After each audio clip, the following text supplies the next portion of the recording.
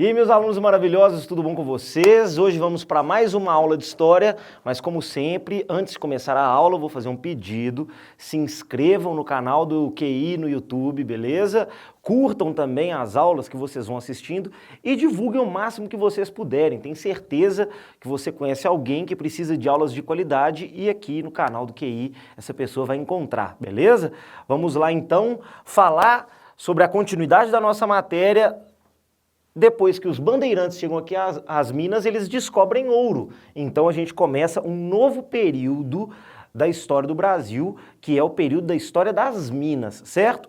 Antes da gente começar a falar especificamente sobre a economia mineradora, é muito importante a gente compreender o seguinte. Didaticamente, dividimos as atividades econômicas aqui do Brasil Colônia em ciclos, certo?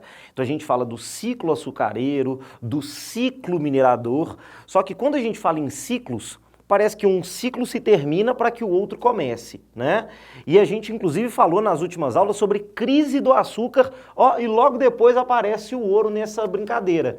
Quer dizer, então, que o açúcar deixou de ser produzido, o Nordeste açucareiro virou um cenário pós-apocalíptico The Walking Dead, né? E todo esse esplendor passou aqui para Minas Gerais e só o ouro dava riqueza para o Reino de Portugal. Não.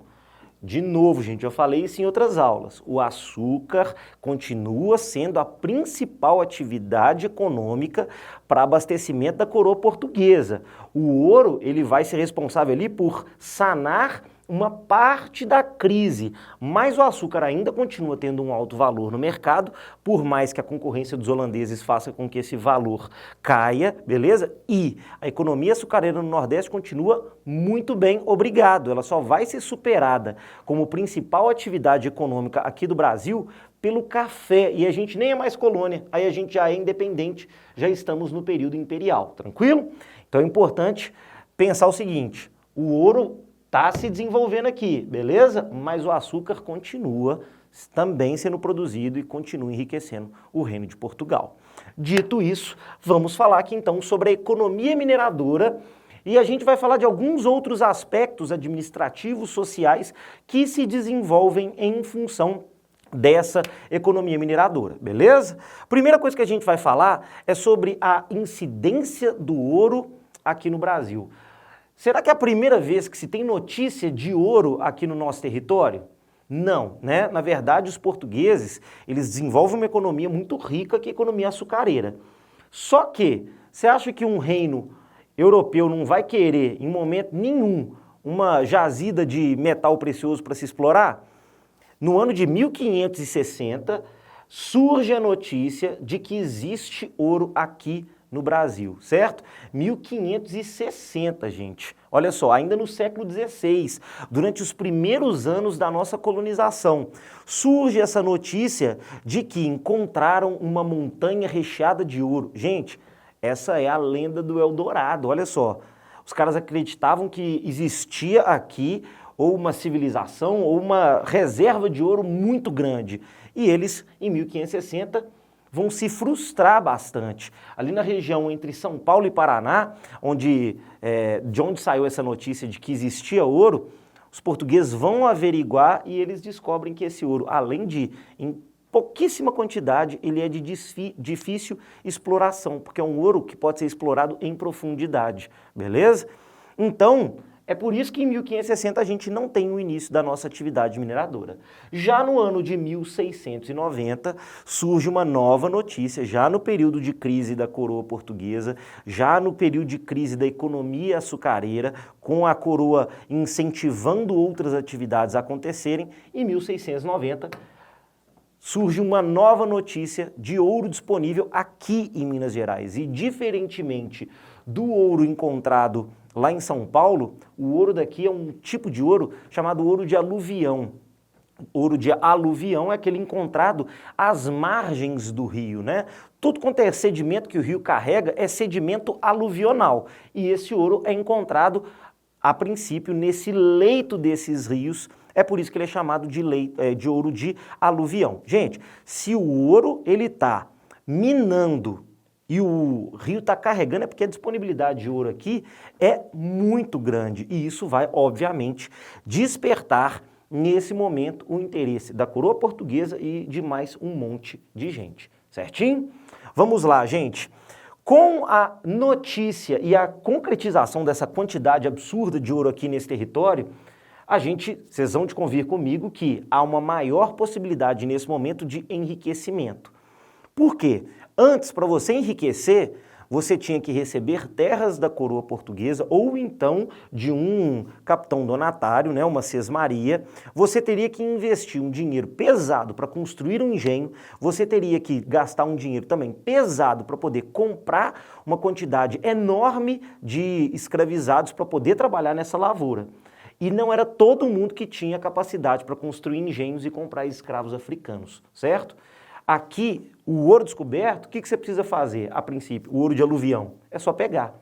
E essa notícia de que o ouro é abundante e fácil se espalha, e essa notícia vai fazer com que muita gente venha para Minas Gerais, tanto de outras colônias, né, de outras partes da colônia, quanto de Portugal. E é por isso que pela primeira vez a corte portuguesa começa a controlar esse trânsito de pessoas para o nosso território. Vocês lembram lá nas nossas primeiras aulas que a gente falou que a maioria das pessoas que vinham aqui para o Brasil vinham porque não tinham oportunidades e vinham muitas vezes até como condenados da justiça portuguesa? Eles eram condenados por crimes ao degredo e vinham para cá, eles vinham forçadamente. É a primeira vez que as pessoas vão vir voluntariamente em grande número. Então, a vinda de imigrantes de Portugal para cá começa a ser controlada pela coroa, beleza?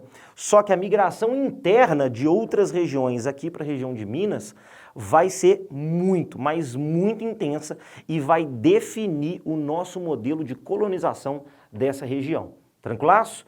Então é importantíssimo que vocês tenham isso em mente. É a primeira vez que Portugal toma conta, porque tem muita gente indo. E muita gente indo vai gerar uma série de problemas, certinho?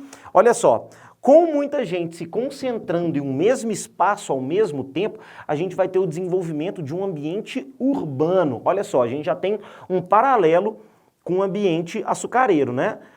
Na produção açucareira o ambiente é rural. Agora, na economia mineradora, a gente vai ter o desenvolvimento de um ambiente urbano.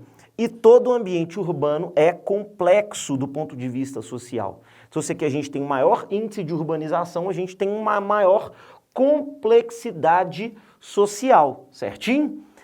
Complexidade social, gente, é um monte de coisa, né? Você tem muita gente reunida, então você precisa de agentes da lei para poder impedir disputas, brigas entre essas pessoas. Precisa de um monte de oficial do governo também para poder regulamentar atividades econômicas. Afinal, o objetivo disso tudo aqui é enriquecer Portugal, beleza? Essa maior complexidade vai dar origem também a uma maior necessidade de controle. Se no Nordeste açucareiro a coroa portuguesa, por meio dos seus agentes, praticamente não estava presente, aqui a presença portuguesa vai ser muito maior do que na região açucareira, beleza? E aqui, para poder fazer com que esse controle se estabeleça, em 1702 é decretado pelo Reino de Português a criação da Intendência das Minas, certo?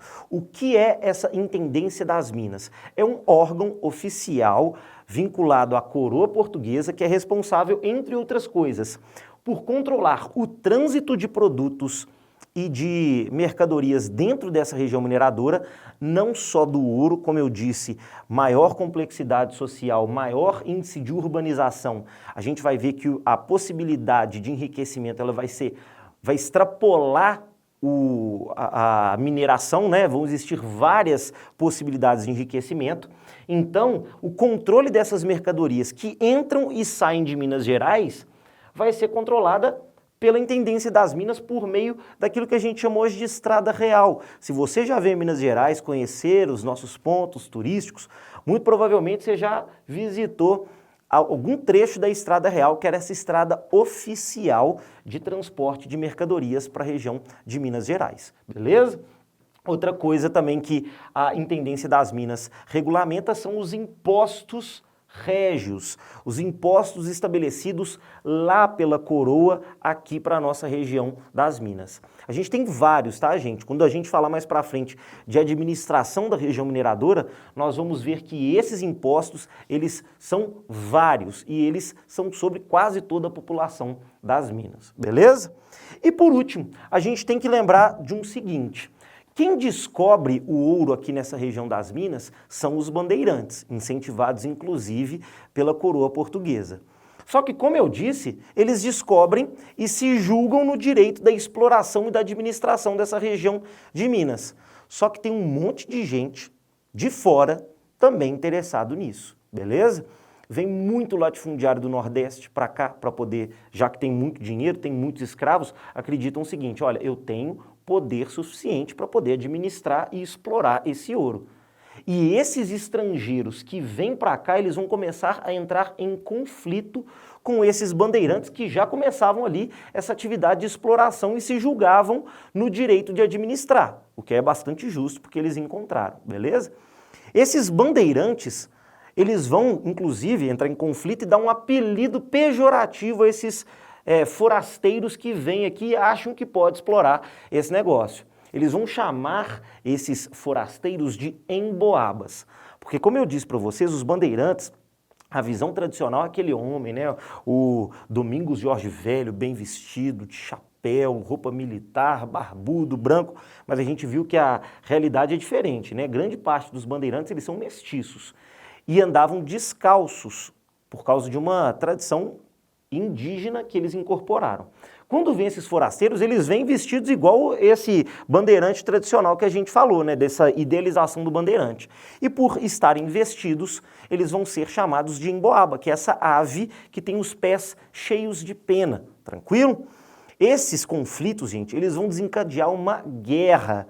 Aqui nesse momento, essa guerra, ela vai acontecer longe dos olhos da coroa portuguesa. Por quê?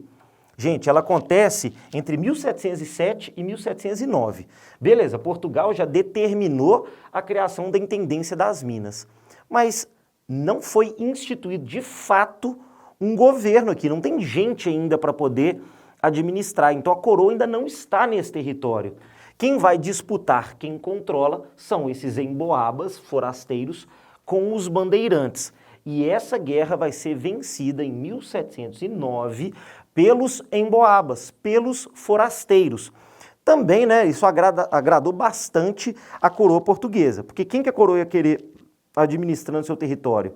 Os bandeirantes, que são indivíduos mercenários, considerados como mestiços inferiores, ou esses indivíduos que eram ou portugueses ou senhores de engenho, que são praticamente da mesma estirpe dos portugueses. Obviamente, Portugal faz vista grossa, não interfere e deixa que os emboabas massacrem os bandeirantes. E a partir de então, a gente vai ter o início do processo de administração da região mineradora, beleza? Mas isso é um papo para outra aula. Eu fico por aqui. Não se esqueça de se inscrever, nem de curtir. E um grande abraço para todos vocês. Tchau, tchau.